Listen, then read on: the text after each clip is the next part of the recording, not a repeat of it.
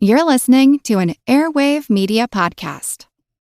Christopher Media, let's make some noise.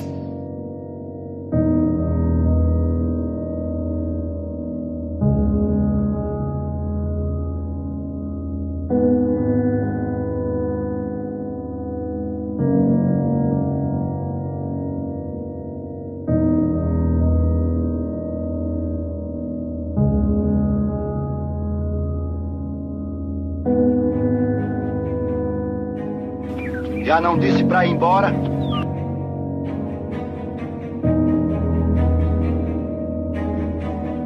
É pra vender? Então tem que pagar imposto. Não sabia que a prefeitura tinha uma parte do meu cevado. O que a mulher disse é mais. Aqui tem erro na conta. Leve o seu dinheiro. E se não quiser, vá procurar emprego em outro lugar. Vamos jogar um 31 lá dentro?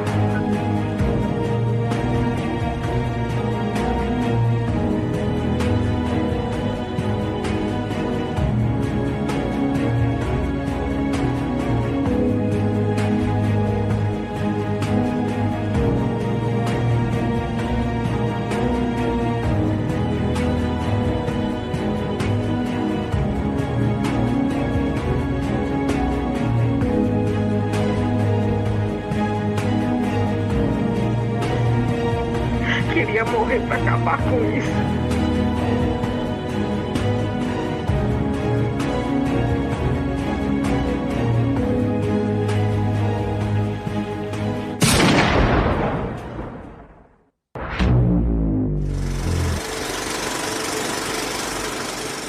Welcome to the projection booth. I'm your host, Mike White. Joining me is Mr. Chris Stachiw. Hi, it's me. I'm here. All right, good. Also along for the ride is Mr. Trevor Gumbel. Great to be back, Mike. Thanks for having me again. We are kicking off a month of shows discussing the Cinema Novo movement from Brazil with a look at Nelson Pereira dos Santos' 1963 film Vidas Secas, also known as Barren Lives. The film is based on a 1938 novel by Graciliano Ramos.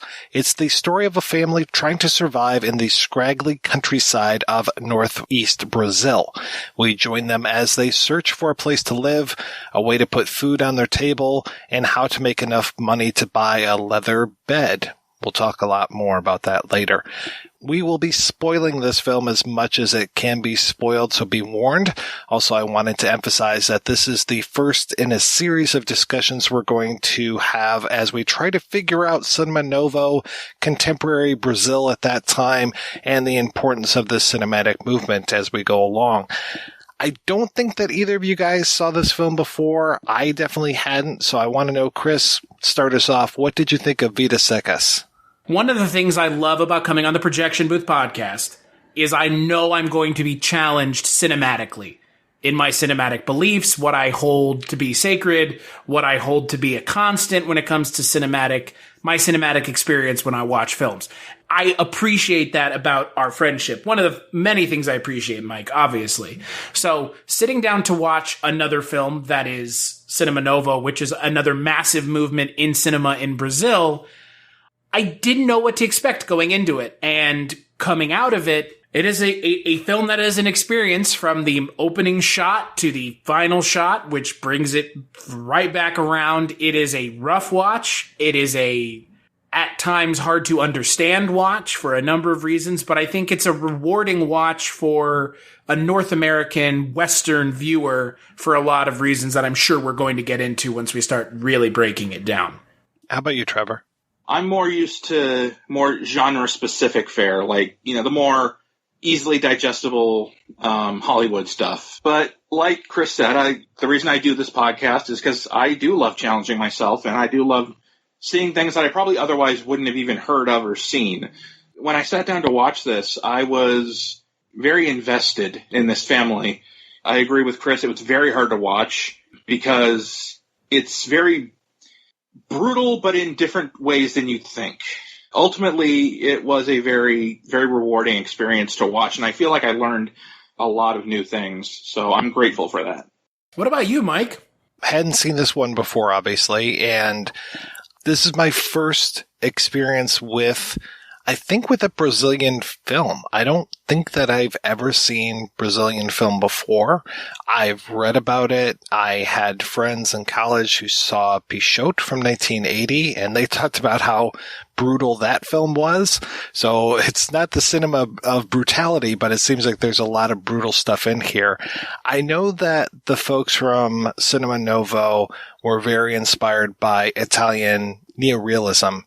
And I can really see that with this as far as, I can't say handheld cameras because there did look like there was some good camera work in this, but it looks like maybe some unprofessional actors. It's like they're reveling in the poverty and showing the common man. I was glad that I actually watched this the other day when I was donating platelets at the Red Cross, because with that, you can't move around, you can't look at your phone, you can't do anything. You just have to be in the moment watching the film. And at first I thought that my evening was going to be ruined because I didn't think there was any sound on this movie. And that weird way that as we see the family in the distance coming towards us and the music or that noise that comes on the soundtrack comes up just ever so slowly, I was just really kind of freaked out. Like, is there any sound to this? Is there any sound? And it took like 2 or 3 minutes before I ever even heard anything on the soundtrack. You know what you are in for the moment you start watching a film where it's a diegetic soundtrack of an axle wheel going over barren land for 3 minutes. If this were any other film, it would be insanely grating. It would feel completely unnecessary. But with this film, and the message that the film is going for, and the experiences of the people that it's showing in the film, I'm here for it. It makes perfect sense. The cacophony of that axle wheel at the beginning, once you realize exactly what the filmmaker was trying to convey, it makes a lot more sense. It becomes less grating and more, oh, that's okay, now I get it. It's not just an axle wheel making that sound. It's almost as if the sun beating down on them is that sound. That's the sound of the sun just completely just wrecking them right now.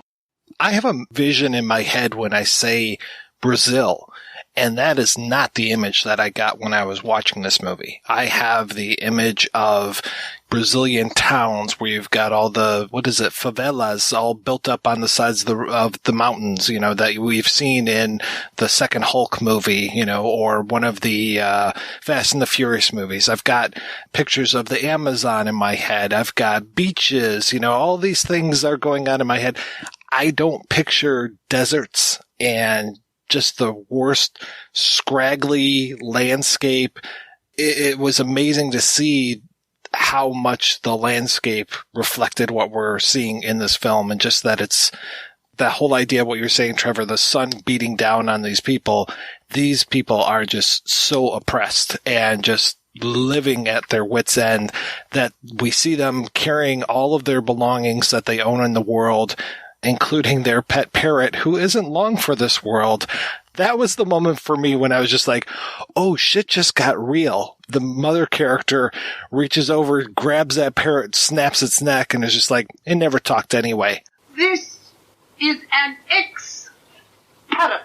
I guess using her logic, she should have killed almost everyone in the film, because there is nary a 5-minute stretch of film where there's a lot of dialogue. This film is almost devoid of dialogue, which I think builds on the ideas that the film is going for with oppression and abject poverty. In not only are you experiencing poverty, you're experiencing poverty in a place in the world where being in that level of poverty is about the worst possible thing you could be dealing with. Yeah, and really what else can be said? So, I mean, what dialogue is really necessary when everything that's being said is right there on the screen?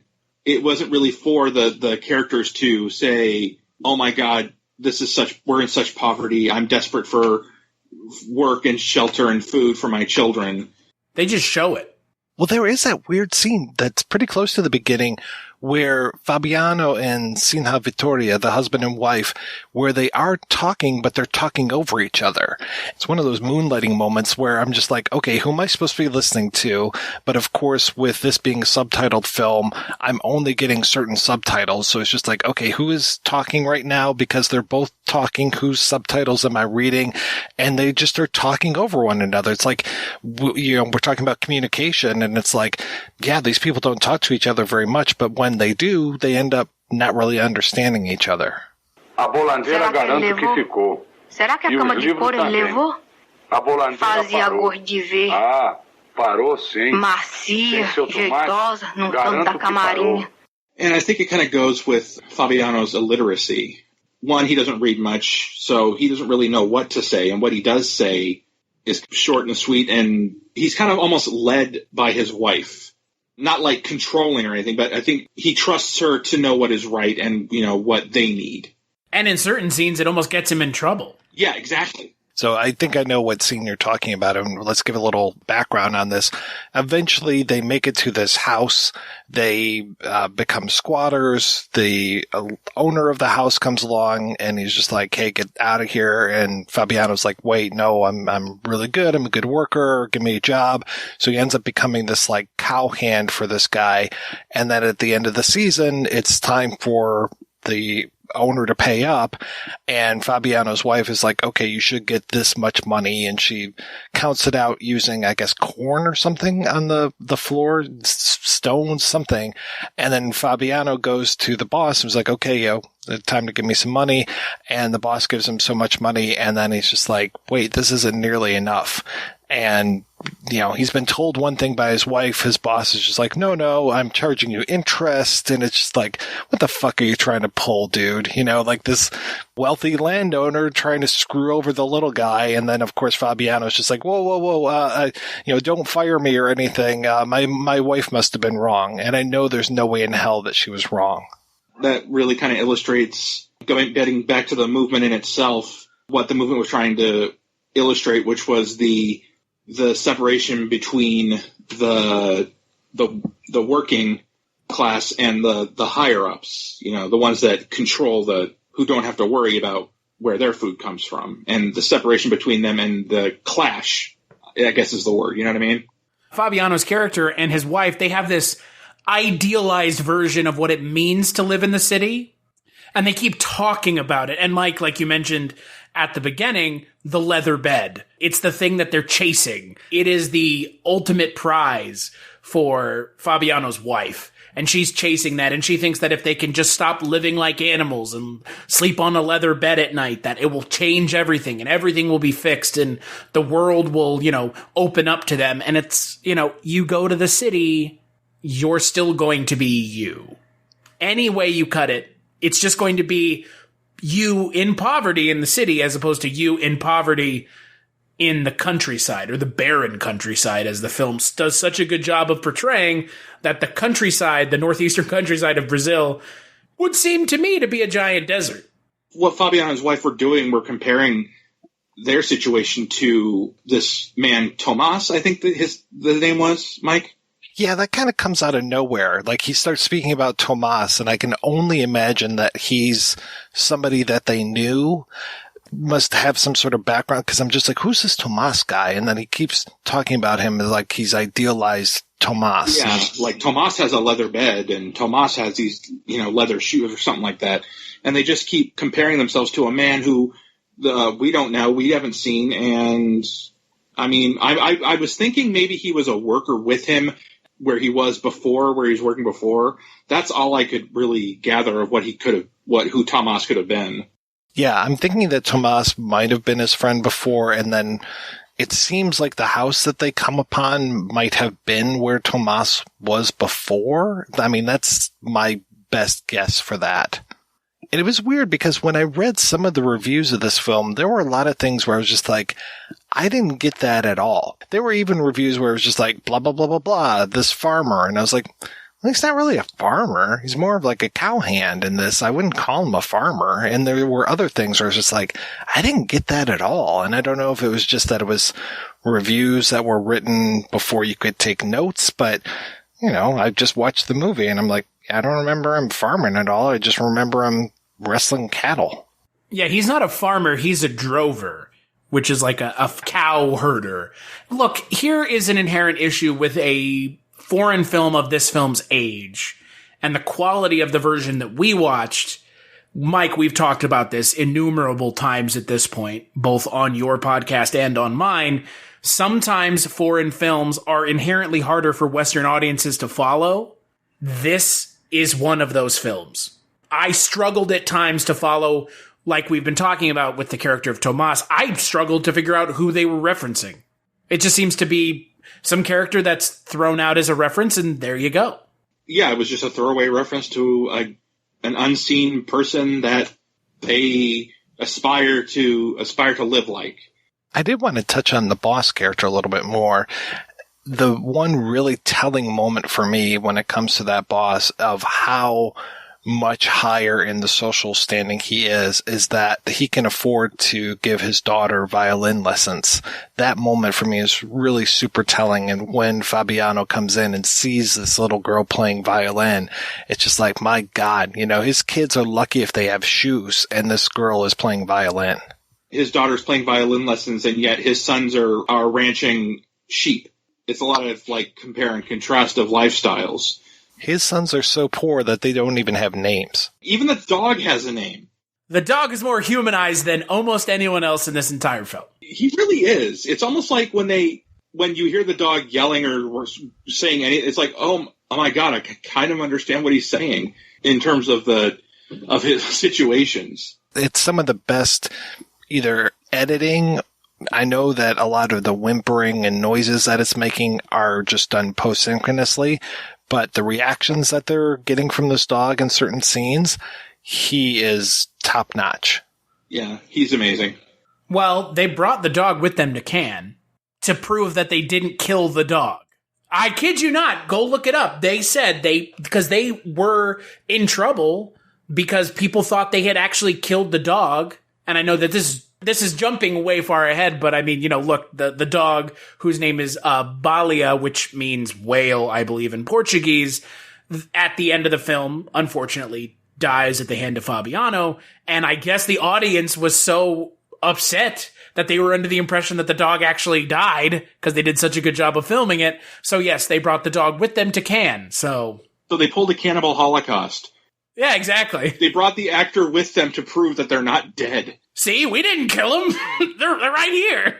I could tell that he wasn't actually hurt, but again, just that framing of him at the end where it's like half of his face and then, the rest of it is kind of out of focus. I mean, it was beautifully shot. And I have to say that this whole movie, I said oh, well, where it really wasn't handheld, they actually had dollies and I could see some good camera moves. I mean, this film is really well shot. It looks gorgeous.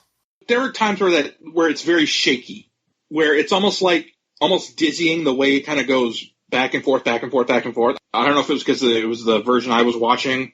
To me, it seemed like the film was actively trying to get me to stop watching it.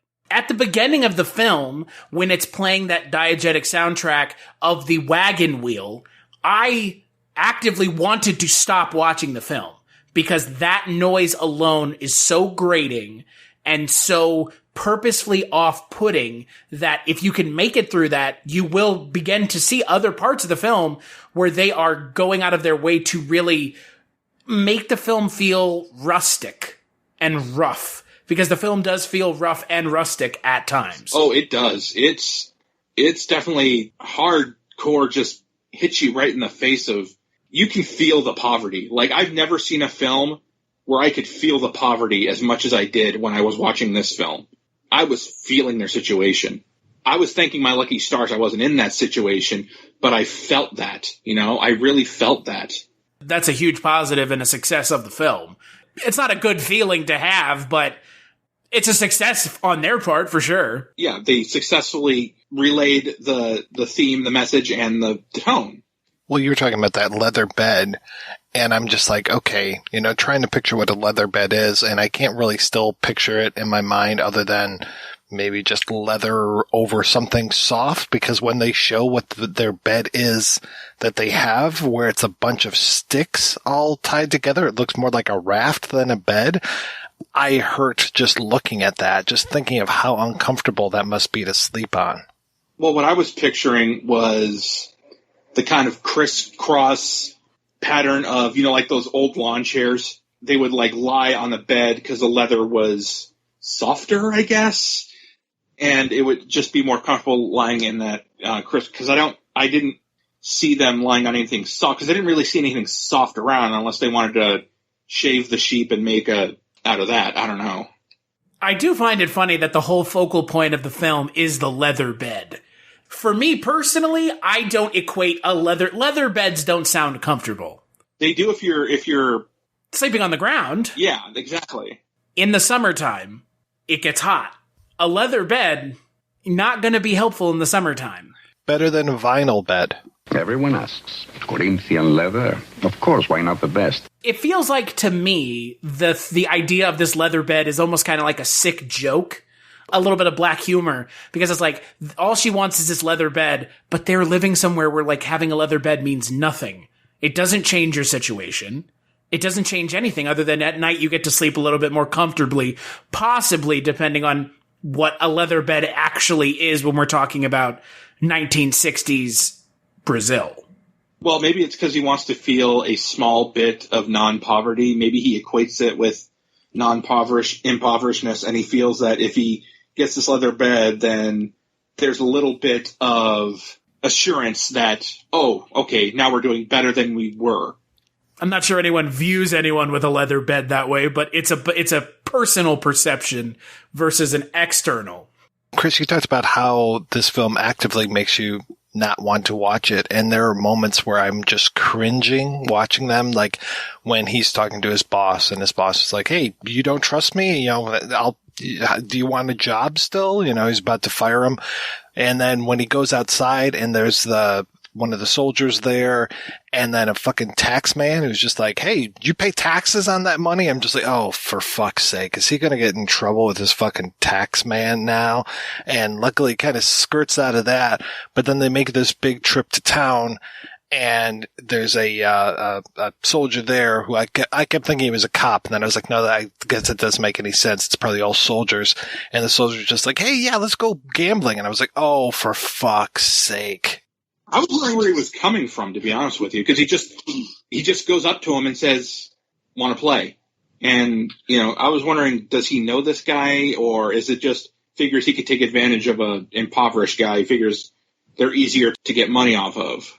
Well, and Fabiano's the perfect mark because he is clearly not the brightest of characters, unfortunately.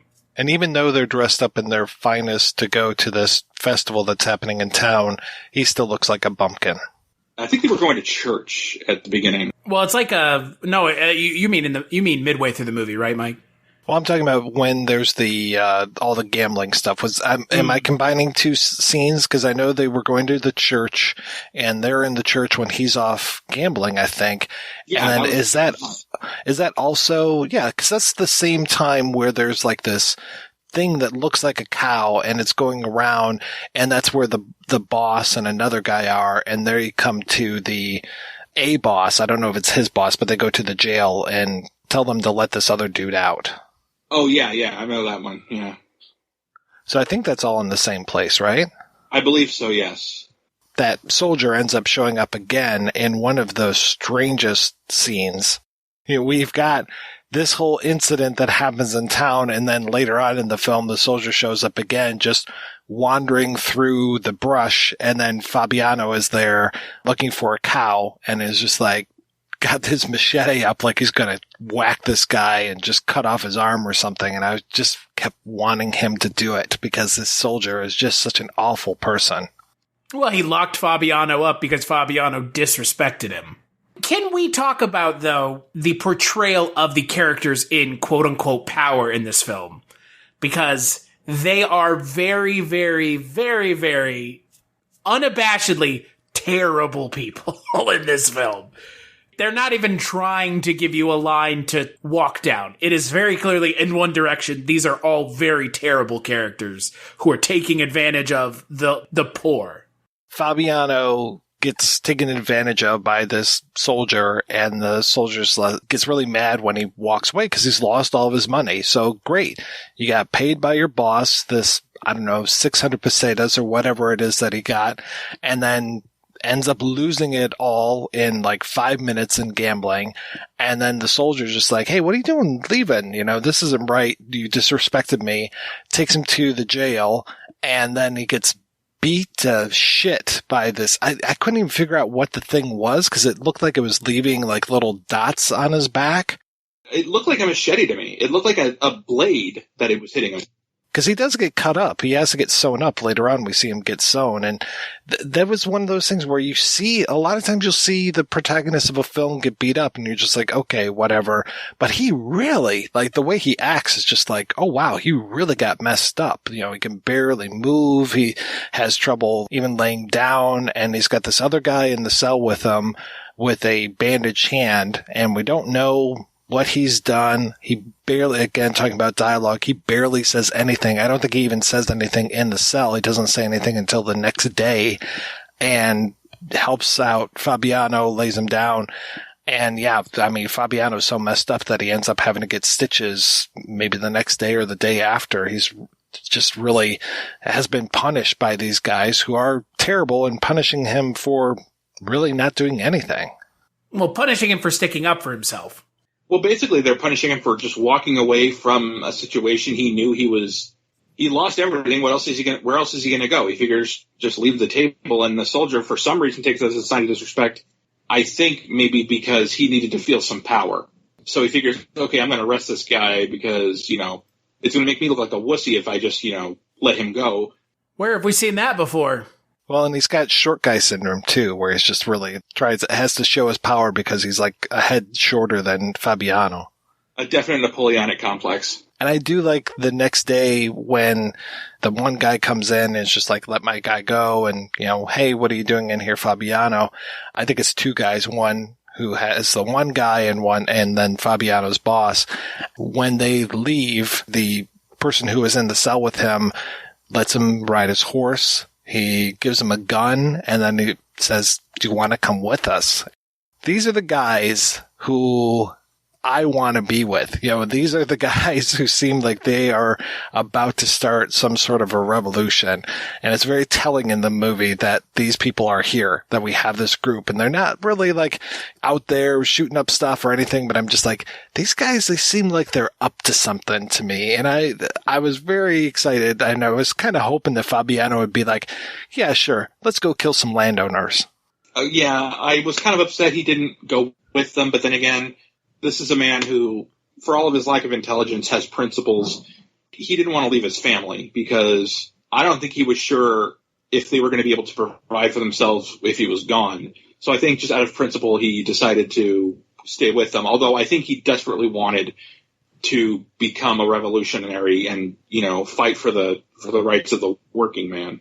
I think it's also very telling that he gets arrested, he's thrown in jail, and his wife has no idea where he's at, and then also the dog's missing at the same time. And this like tie between the dog being gone and the father being gone at the same time. And like when he turns down this offer is right around the time when the dog is back. I think the dog is not only just a dog, but I think it's a little bit symbolic as well. And so when the dog ends up dying at the end, I think it's just kind of like the death of the dream, you know, and just another like, all right, now we're back, you know, and have to carry on with our stuff. It's just like another chink in that armor, just another way that they've been beaten down.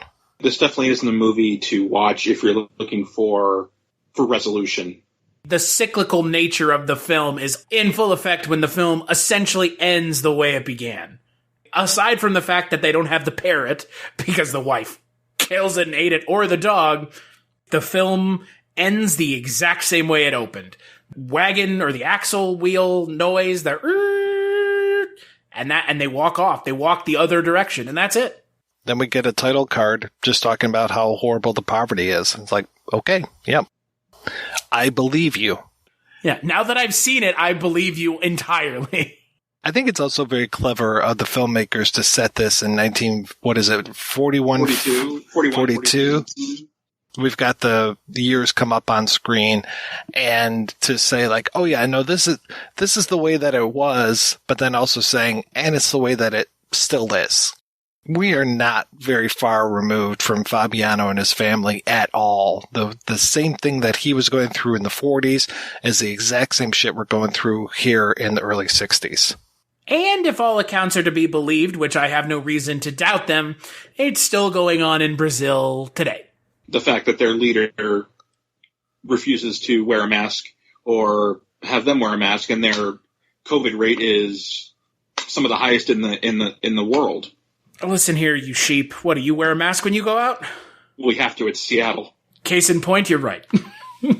We don't have to here, but we should because, it's America. So Brazil is one of those countries, like you mentioned earlier, Mike, where when I envision Brazil, this is not the Brazil that I envision.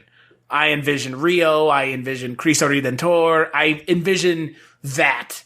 And this is such a stark contrast for a Western film watcher that you would not even think, if they didn't tell you this was Brazil, you would probably not have a clue where this film was taking place. Which kind of helps in a way, because this could be taking place anywhere. This film is essentially Brazilian Grapes of Wrath. Pretty much is Grapes of Wrath. As the article that I read pointed out, that wherein Grapes of Wrath shows their family as more philosophical and, likable, and you root for them, and they're, they feel more, they're going to make it, and it's just, all that, the whole Jode family. Wherein with Barren Lives, this family, you can't see any ending but where they already are and will continue to be. It's kind of this perpetual poverty. They can't seem to lift themselves out of it.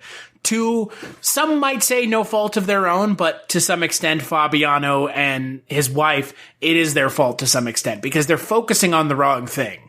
The leather bed is not important. It's just not. Fabiano isn't a fighter. As soon as his boss mentions that, he gave him the right amount and how dare you for assuming that I didn't, he backs down. So there's no fight in Fabiano. He's given up. That's one of the other reasons that he didn't go with that man to join his revolution, is because he knows that and accepts that this is where his life is, and that's it is depressing to think about.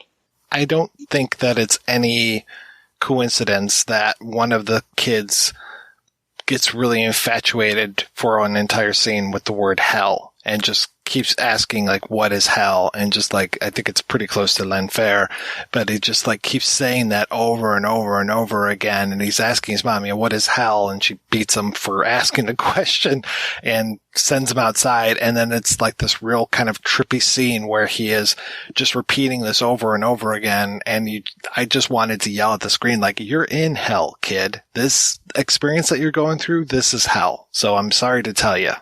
They did it perfectly. By showing shots of the sun and their landscape, all while he's saying hell. I think he was saying also punishment or something. He's saying something else while looking at where they are right now. That's basically what hell is. As unsubtle as the film is, because it is rather unsubtle in a lot of its messages and its imagery, I actually found that a little refreshing in a way. There's a part of me that sometimes I just want the filmmaker to get it out. Get out what you're trying to say. Don't make me work for it. Sometimes I don't want to work for it.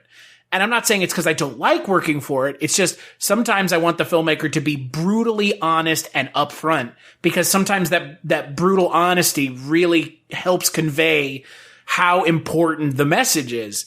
And in this film, Dos Santos does a good job of being brutally honest with the material and doing a good job of conveying to the viewer, this is hell. These people are living in hell of their own creation to some extent, and to the extent of their living in a construct of the society, socioeconomic situation that they're in. And I actually really appreciate that, and I normally don't. There's a lot of religious imagery and visuals in the film, with them going to church, after he gets beaten. I don't know who the woman is that's stitching him up. Do you know what I'm talking about, Mike? Yeah, the older lady. I'm not sure where she comes from. It seems like she must be someone from the village that they know or that the wife knows who, is able to help him out. And saying a prayer while she's stitching him up. The unsubtleness, as he put it, of religious imagery and praying and all that stuff. Yeah, and that's one area where they don't, we've seen the soldier, we've seen the boss, but we don't see the priest, and I'm surprised, I guess we do see the priest during the church scene, but it's not like the church isn't necessarily a target in this film, though when you realize how religious they are, it's like, well, maybe that's also oppressing them a little bit. At least it's not focused on as much as everything else. The church gets a pass this time. For all the films they don't get passes in, this is the film they get a pass in. When we talk about Black God, White Devil, we'll probably talk a little bit more about the church next week. Just with the title alone, I would hope so. Did either of you watch that documentary? I did, yeah. What Trevor is talking about is Cinema Novo. It's a documentary. We'll talk a little bit more next week, and we'll actually have the filmmaker, Eric Rocha, who's Glauber Rocha's son, on to talk with him about that. And yeah, it's an interesting doc because the biggest decision and the biggest question I'm going to be asking him about is the lack of voiceover, because it's just, here's the filmmakers talking about things themselves. And so unless you're familiar with this stuff, I was just like, where are we? What are you dropping us into? There's a couple moments where they kind of ground us here, but if you're unfamiliar, I was just like, okay, this doesn't, even though the name of the doc is Cinema Novo, it's not telling me that much about Cinema Novo as far as why did this come about? When did it end? What makes a Cinema Novo film? What made the movement happen? Yeah, I watched it last night and I found it kind of hard to follow. From the imagery I was seeing of the other Brazilian films, I was thinking to myself, I have to watch some of these. This is insane. The Black God, White Devil, I think, was the one with that guy wearing those kind of metal around his neck, talking about the fires consuming and the flooding he was predicting or something like that because this woman was possessed. I was expecting the usual documentary of talking heads talking about the movement, maybe some narration, but no, pretty much what I got was just the filmmakers talking for themselves. They really can only describe it the best way possible, because you're getting it firsthand from the people who were there. A lot of smoking I noticed in that around that time, but it's a good documentary. The only thing I have is the subtitles were at times hard to read because the color wasn't very good. But it's a wonderful documentary if you want to learn more about the Cinema Novo movement, and I certainly do.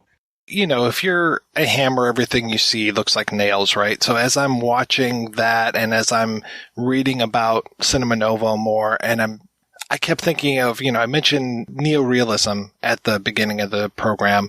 And yeah, I'm like, okay, well, yeah, I can see some neorealism. This is the early 60s. This is right around the time when New Wave is really starting up in France. And I'm just like, okay, well, I know Rocha was a writer, so it's kind of like that whole Cahiers du Cinema thing. So there's a little bit of that.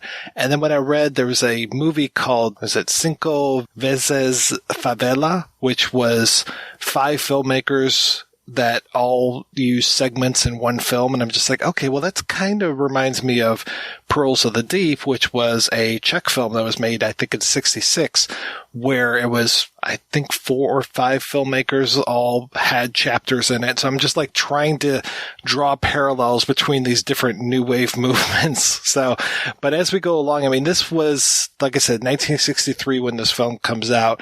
It was just pretty much starting. This is one of those real first, the flagpole on the mountain kind of thing where it's just like, okay, here you go. You've got this movie. There are a few movies around this time that really make an impact.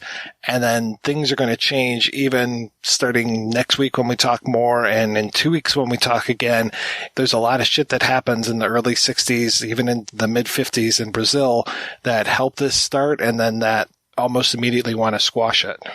Well, the moment you start taking a mirror and holding it up to society, society goes, take the mirror and smash it. Stop.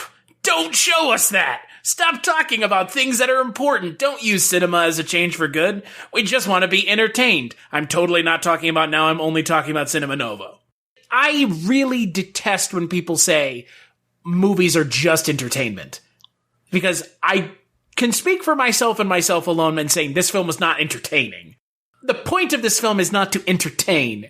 It's to make you aware of a situation, make you sympathetic for people that are currently going through it, be it when the film was filmed, when it was supposed to be set, or in the current day and age. And I think that film as a tool for good and as a tool for educating people about situations and times and places that they can't even begin to fathom or imagine, considering how in this film we, at least Mike and I don't know about you, Trevor, but I didn't know there was a desert in Brazil, even just a basic fact of that to begin with. Well, what I knew about Brazil was basically what you guys knew about Brazil. I knew, like, Rio de Janeiro, the statue of Christ on the mountain thing, or parades with, Mardi Gras-esque, floats. I didn't know anything about their poverty or their desert, Like I said, like you guys said, our views of Brazil were pretty much the populist theory. What I knew was partying, rather than poverty. There's clearly parts in the book that aren't addressed in the film, and per the article, like you were mentioning, Trevor, the article that we were reading, which is clearly out of a academic book of some kind, also mentioned that the source material is almost loosely connected stories that then Dos Santos kind of fleshed out into a whole film, which I find to be really interesting because, like I said, while I don't find the film to be entertaining, it does hang together as a cohesive piece of film, which when the source material is not a cohesive piece of source material, sometimes that does lead filmmakers to have a harder time in having a cohesive story and message to say. And I'm glad that that was not the case with Vidas Secas. And that pretty much shows the talent of the filmmaker then, that he could flesh out that material so well. And I think Tomas comes back in the second book. Vidas Secas 2, Even More Barren. All right, we're going to take a break and play a trailer for next week's show right after these brief messages. All right, I'm here with Bill Byforce and Mr. Chris to tell you a little bit about Outside the Cinema. All right, Reverend Scott, take us to church. What can we expect to find from a typical show? 2 hours of just random blabber. Is there anyone's coattails you rode in on to popularity? I'm the guy that f***ing burns the coattails and then pisses on them. You review all these exploitation, horror, comedy, cult, and often all-around terrible movies. You must have a strong driving force that keeps you going. Ego. I don't know if I've heard you say that before.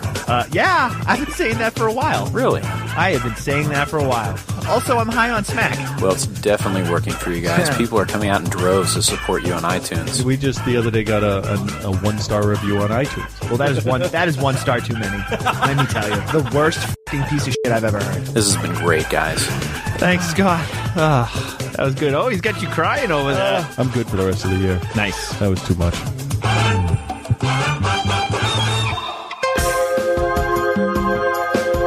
I'm Dave Hunt, and I'm one of the co-hosts for Super True Stories, a podcast where two guys suffer through and report back on some of the worst documentaries you can stream for free.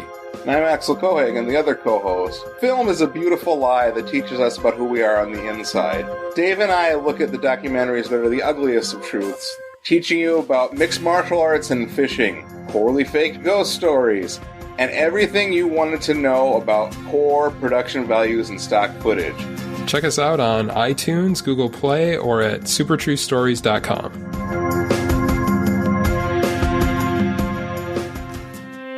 It's not too late to turn off your audio device. This is the Projection Booth Podcast with Mike White.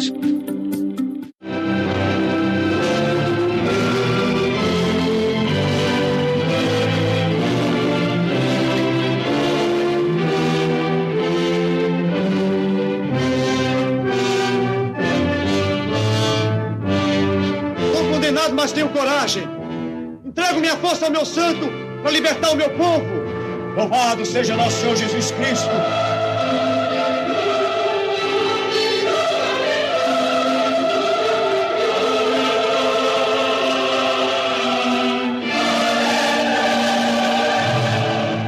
Copacabana Filmes. apresenta a produção de Luiz Augusto Mendes, Deus e o Diabo na Terra do Sol.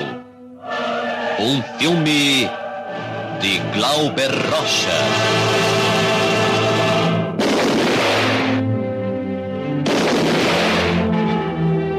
A dramática aventura de um homem que se perde entre um Deus negro e um diabo louro, guiado por uma testemunha cega e perseguido por Antônio das Mortes, matador de cangaceiro.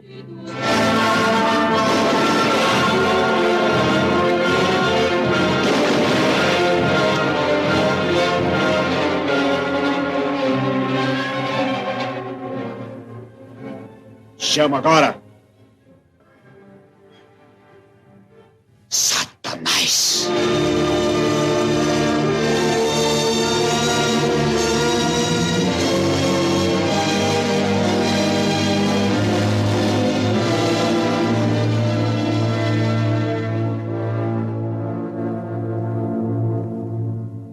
Vou acabar com ele, Rosa. Vou acabar com ele.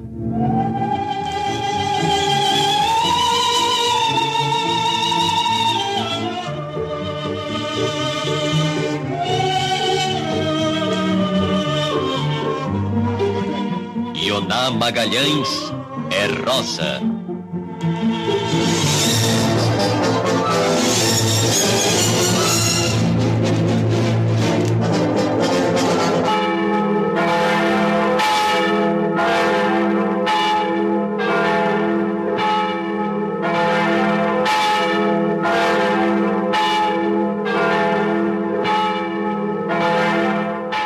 Geraldo Del Rey é Manuel.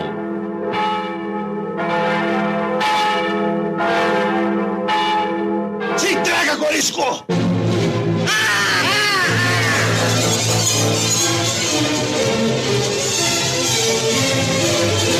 Otton Bastos é Corisco, o Diabo Louro.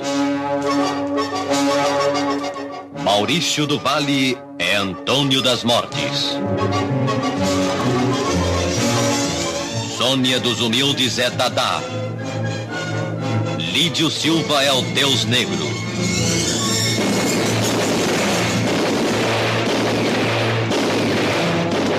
Nunca se fez no Brasil um filme como Deus e o Diabo na Terra do Sol.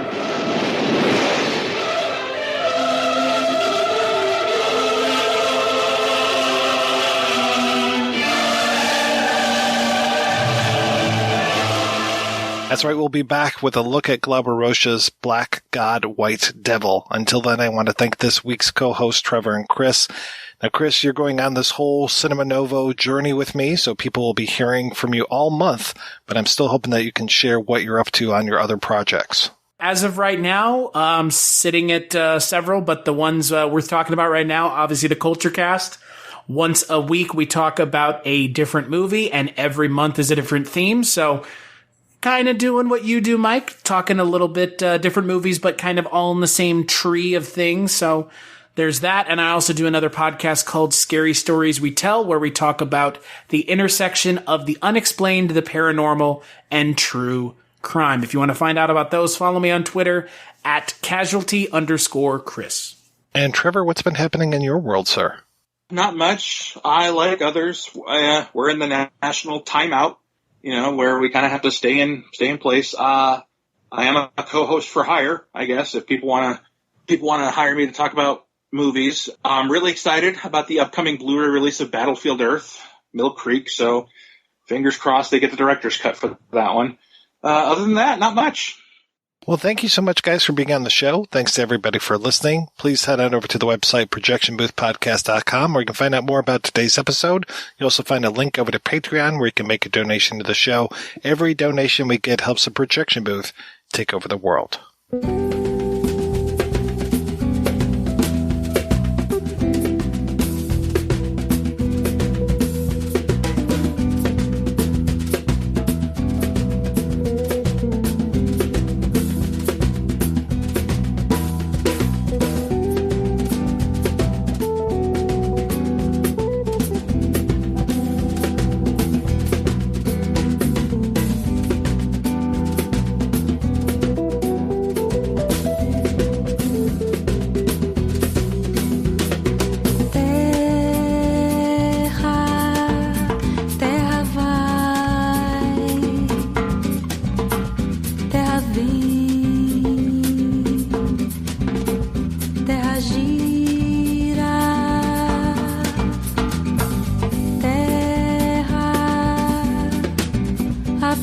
coração,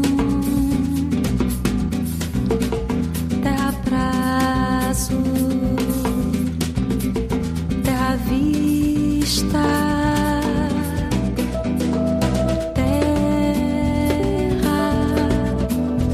terra santa, terra que reza uma solução.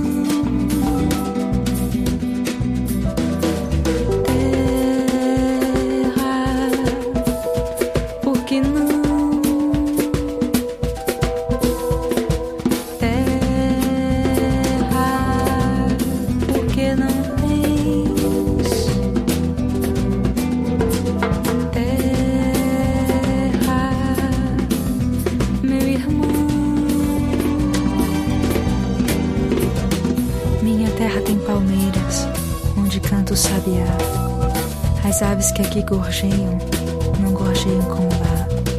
Nosso céu tem mais estrelas, nossas várzeas têm mais flores, nossos bosques têm mais vida, nossa vida mais amores. Em cismar sozinho à noite, mais prazer encontro lá. Minha terra tem palmeiras, onde canta o sabiá. Minha terra tem primores, que tais não encontro cá. Em cismar sozinho à noite, mais prazer encontro lá. Minha terra tem palmeiras, onde canta o sabiá. Não permita, Deus, que eu morra, sem que eu volte para lá. Não permita, Deus, que eu morra, sem que eu volte para lá.